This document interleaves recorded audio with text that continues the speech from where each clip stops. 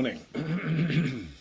Finding freedom is today's meditation and talk. First we'll talk and then we'll find the freedom. But hopefully the talking will suggest where freedom is. Because people have different ideas about freedom.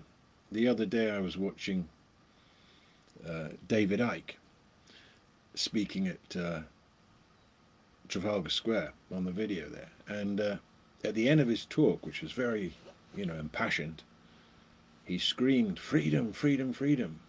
But when the way that he shouted those words was really horrible, it made me feel really bad, and it made me see that freedom, when restrictions are removed, that isn't freedom. That isn't really freedom.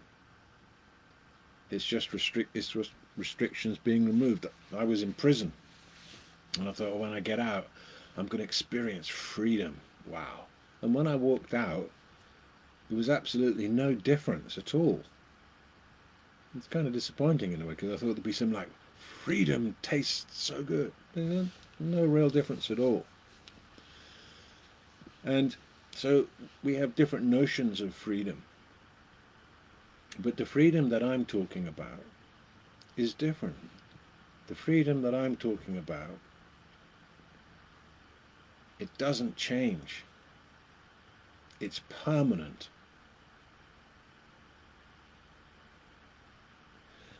The reason why when I walked out of prison I didn't feel any big blast of freedom was because I was already free.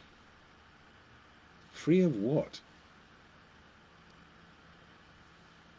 Freedom from being constricted and constrained by having a body.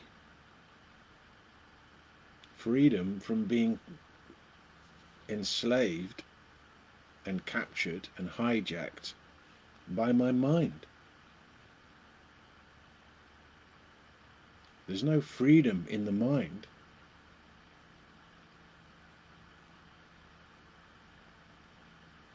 So where is freedom? What is freedom? Freedom is the nature of the clearing in which everything happens. Freedom is the nature of the clearing in which everything happens. I am freedom. In exactly the same way as the sky. The sky and freedom are the same. No matter what weather chunders through the sky, it doesn't lose its vast spaciousness. It doesn't lose its complete unstainability. Sending missiles off into the sky doesn't change the sky at all. Dark clouds, nighttime doesn't change the sky. Daylight doesn't change the sky. Nothing changes it. It's complete freedom. Freedom from obstruction. Freedom from annoyance.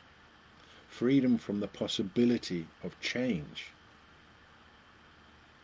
No matter what happens to the sky, inside the sky, no matter what weather comes, the sky has no possibility of changing. The sky didn't even begin. How can it end? It isn't even really a thing.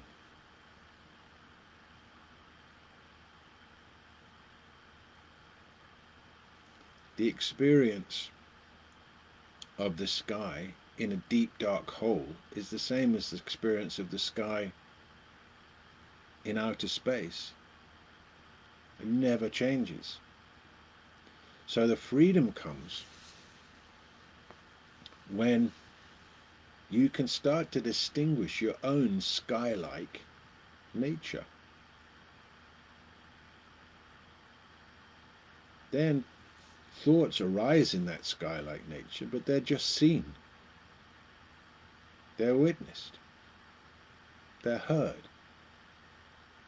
But the one who does the witnessing, does that one suffer from what it witnesses? I see a little puppy dog get run over. There's an emotional reaction to that. Oh my God, oh my God. But that is seen by something within me. That which sees the oh my God, and which sees the puppy dog. The one that's doing the witnessing, does it change? Does it go into shock? Does it go into any kind of reaction? You know the answer to that question, which is obviously no, it doesn't. Maybe it sees angels ascending. Great glory. And there's a huge surge in the heart. Oh my God, how wonderful. Oh, wow, wow. But that is also witnessed and seen. Is the witness exalted in its seeing of that wondrous sight? No. That's freedom. Freedom is like the sky. It's boundless. And it doesn't change. Everything happens in that freedom. But nothing can move or rock that freedom. It's the one place where I can completely surrender safely.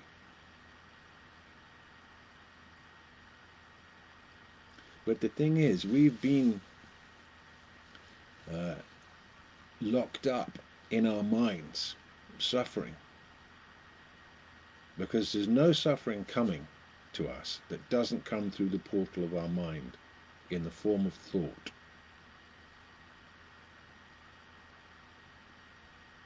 But we've been locked up there thinking I am the thinker. I am the character that I'm playing. So sometimes the possibility of freedom is suggested to us.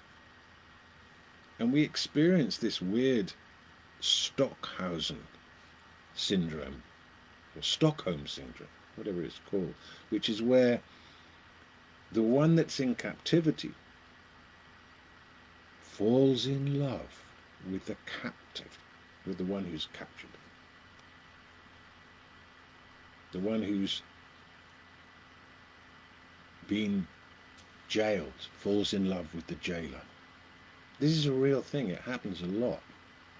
In fact, I saw this TV program where this guy had been tortured for 4 years, met his torturer, and his torturer was the only person he saw during that time. And when he saw his torturer, he lost all power. You could see it. He literally lost all power and was somehow bonded in a very strange psychological way to the torturer. And we are like that. Freedom calls, and freedom says, look, let go. Let go. Let go of the mind. Let go of the compulsive need to talk to yourself, to reconfirm this idea you have of yourself, which only causes you to feel suffering and denies you your freedom. Let go of that and see if you can't dissolve into the freedom that's already there.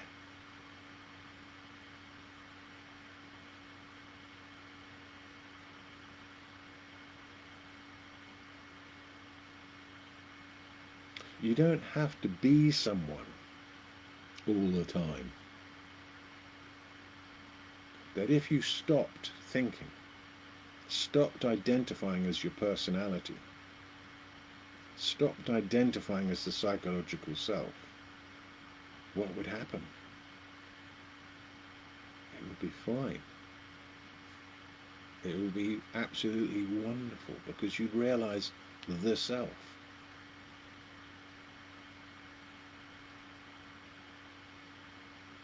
So freedom is all around us. We are it.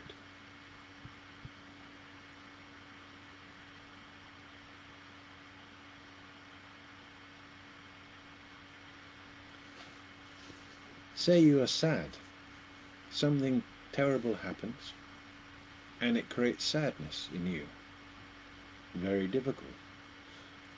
But can you see, even just a little bit, can you see that that sadness is a weather condition in your consciousness? You're conscious of sadness. And then behind that, there's the one who's witnessing it. That weather condition of sadness may not go immediately. It may take a long time to pass. But before it passes, you will be able to recognize that you're witnessing it. Your sadness is held.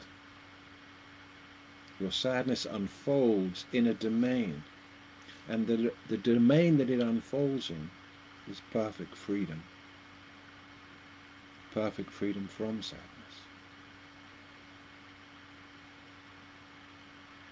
Some things we can't do anything about. Grief and sadness and sorrow.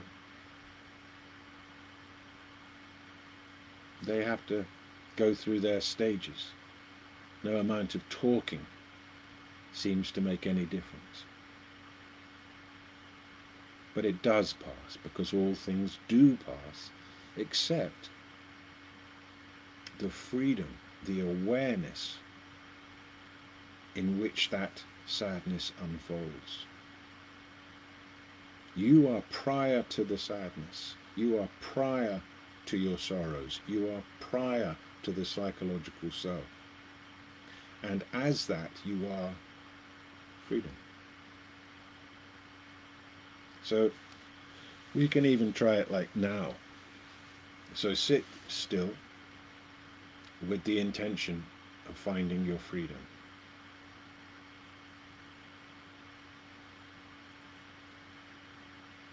Okay, so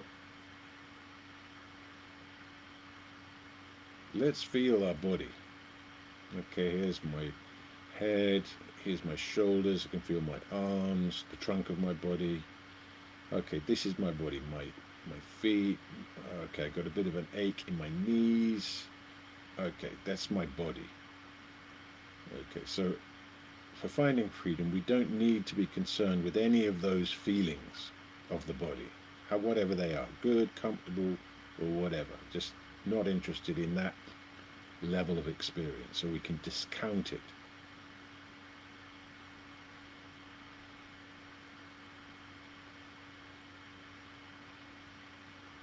And then I'm noticing, okay, I've got some thoughts and some feelings, residue of my experience in the world, openness or tightness of heart. My breathing is either restricted or not. But I'm going to leave all of that exactly as it is. Do nothing with that.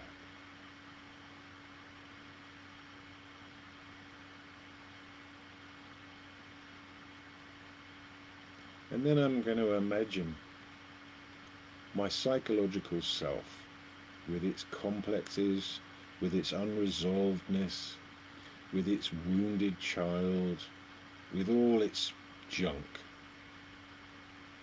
And I'm normally living inside that. But right now, I'm going to lift it off, lift it up, and lift it off. Now it's turned into an object. All the thinking I've ever done, and all that I've made of the thinking I've ever done, is now an object. I'm calling it the psychological self, and I'm just going to take it off. Just take it off. Don't try and fix it, just take it off.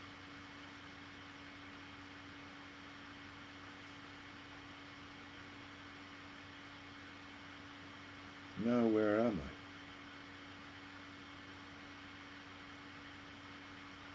In this place, Is it clear, relatively clear, or cloudy? It's completely clear. It's so clear that relative cloudiness can arise in it without it losing its clarity. Does it move? No, all movement happens within it. Yet it remains still. Does it change? No, all change happens within it without it changing itself.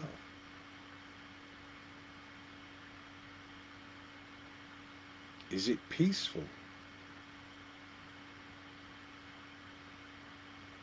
It's totally peaceful.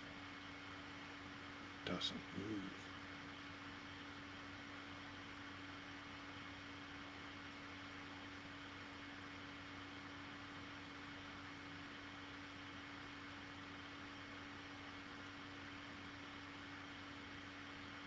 Does anything obstruct it?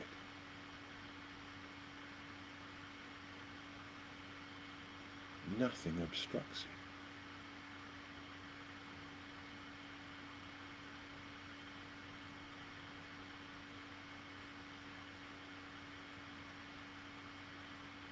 Does it come and go?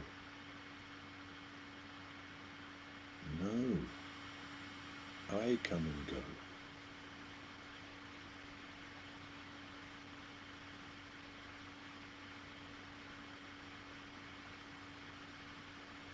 Is there anywhere where it isn't?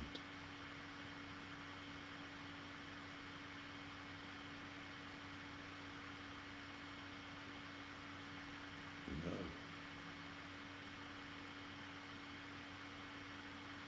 So freedom is the clearing in which everything happens.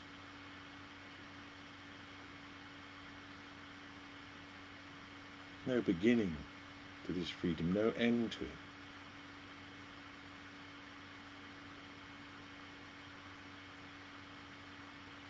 There aren't relative degrees of it.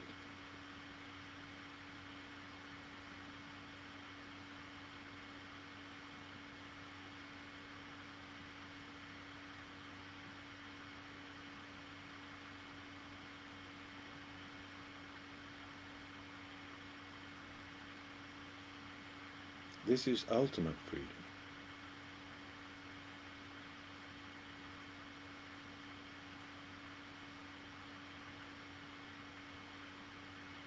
By choosing on a daily basis to spend time in the presence of freedom,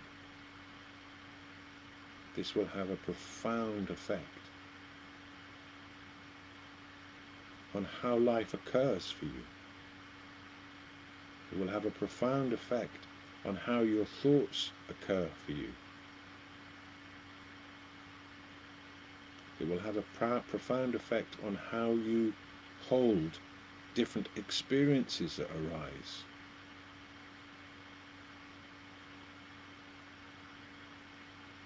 You will see that things happen, but you give them the meaning.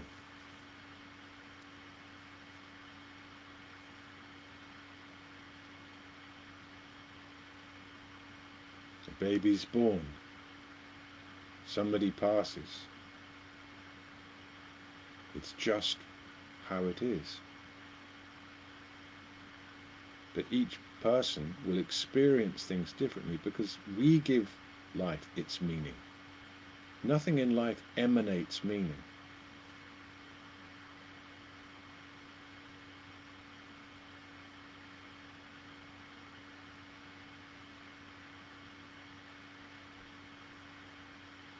The ground of our being is this freedom.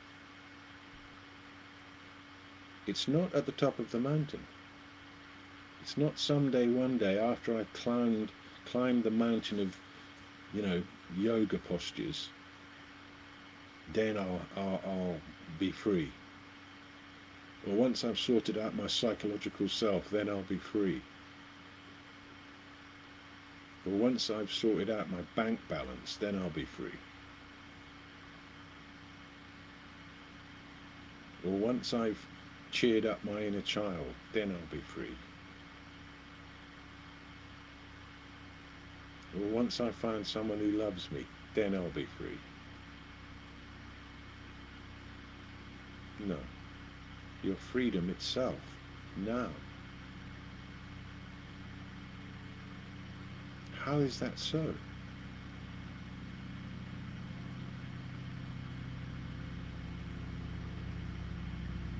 The root of being, the ground of being, the screen on which all experience is projected.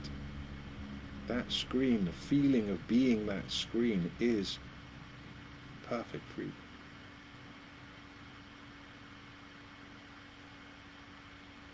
And if you flow through life as that awareness, as that freedom,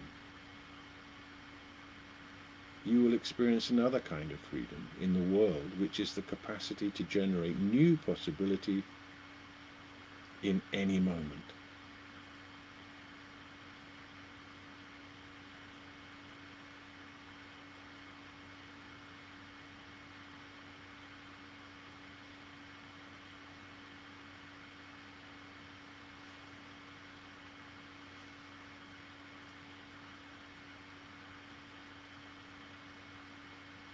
You're only able to suffer because you have freedom. The one who experiences the suffering, the one who witnesses the suffering,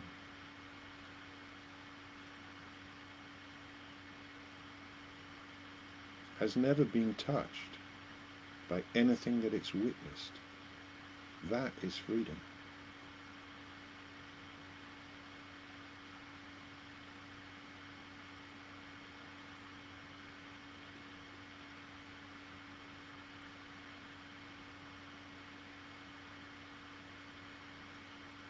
Shed, we put so much security and sense of stability and safeness in the body, the feeling of having a body.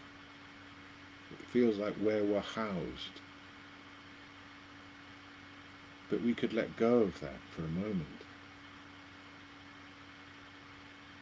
and recognize that we're not confined to the body, that our freedom extends beyond the bounds of our body.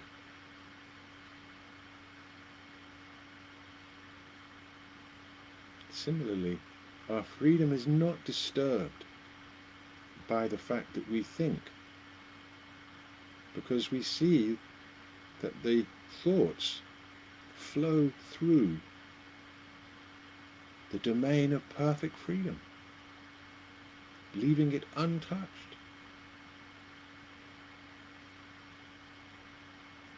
If you can distinguish your freedom, it doesn't matter what you think.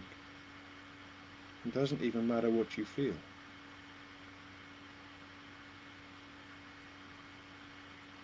And then when we start realizing that, our relationship to our thinking, to our feelings, shifts and changes. We realize the self. And the true self is the same as perfect freedom.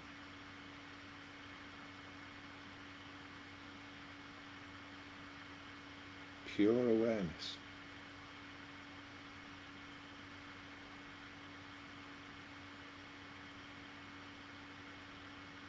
It's a seeing. It's not a doing. It's not something that you eventually get, or that develops, or that builds. Your perfect freedom, which you are, is fully here now.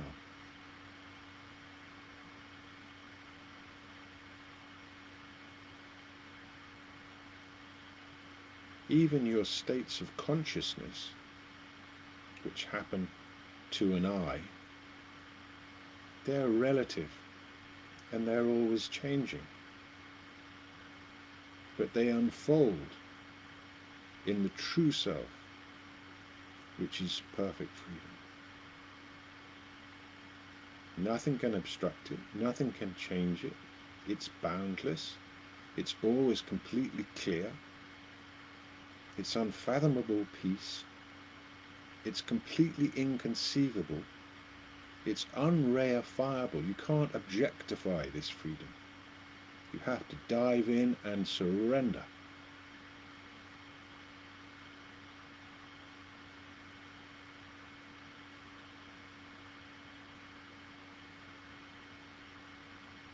And you are it.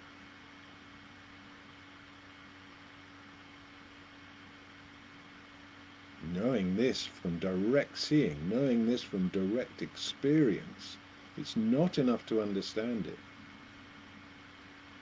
Knowing this from direct experience again and again,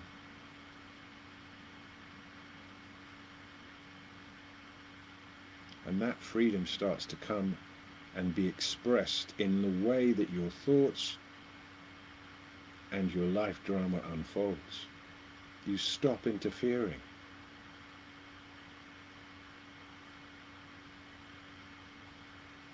A lot of the difficulties we experience from our psychological self will fall away naturally when we start recognizing our freedom. We were holding on to so much nonsense just because it gave us a sense of self, but not a satisfactory or a happy sense of self. And so, by going deeper, by distinguishing the witness, we open out into the experience of being perfect, boundless, joyous freedom.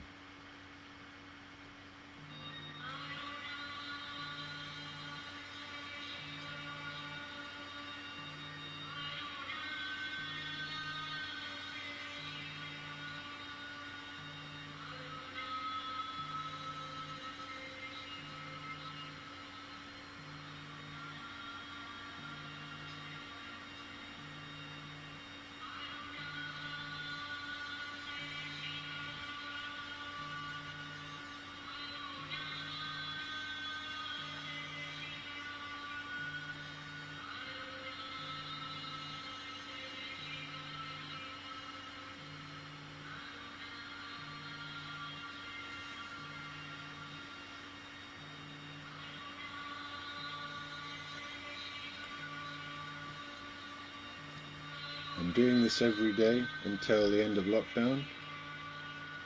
So I hope to see you again. If you have any questions, please ask. If you'd like a session with me, one-to-one, that's also possible. So have a wonderful day.